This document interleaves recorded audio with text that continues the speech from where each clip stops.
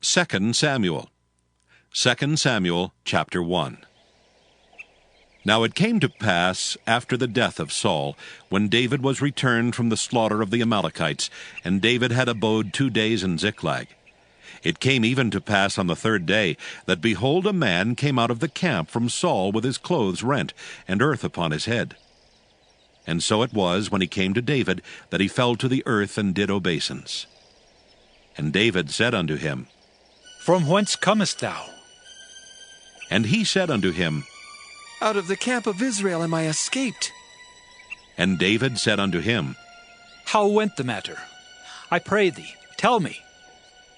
And he answered, That the people are fled from the battle, and many of the people also are fallen and dead. And Saul and Jonathan his son are dead also. And David said unto the young man that told him, How knowest thou that Saul and Jonathan his son be dead? And the young man that told him said, As I happened by chance upon Mount Gilboa, behold, Saul leaned upon his spear, and lo, the chariots and horsemen followed hard after him. And when he looked behind him, he saw me, and called unto me. And I answered, Here am I. And he said unto me, Who art thou? And I answered him, I am an Amalekite. He said unto me again, Stand, I pray thee, upon me, and slay me. For anguish is come upon me, because my life is yet whole in me. So I stood upon him, and slew him, because I was sure that he could not live after that he was fallen. And I took the crown that was upon his head, and the bracelet that was on his arm, and have brought them hither unto my lord. Then David took hold on his clothes and rent them, and likewise all the men that were with him. And they mourned and wept and fasted until even, for Saul and for Jonathan his son, and for the people of the Lord, and for the house of Israel, because they were fallen by the sword.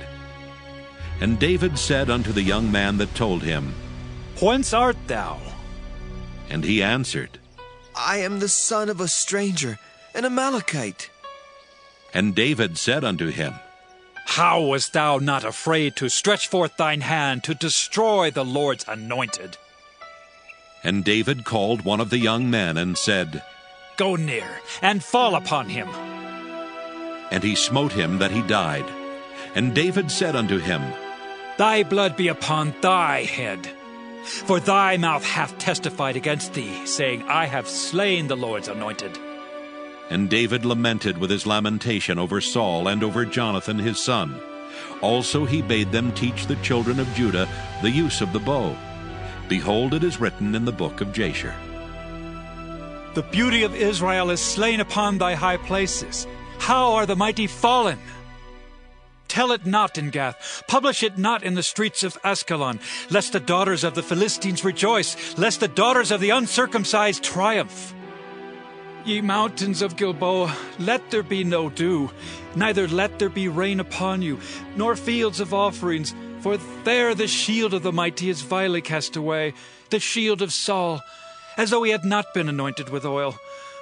From the blood of the slain, from the fat of the mighty, the bow of Jonathan turned not back, and the sword of Saul returned not empty. Saul and Jonathan were lovely and pleasant in their lives, and in their death they were not divided. They were swifter than eagles, they were stronger than lions. Ye daughters of Israel, weep over Saul, who clothed you in scarlet, with other delights, who put on ornaments of gold upon your apparel. How are the mighty fallen in the midst of the battle? O Jonathan, thou wast slain in thine high places.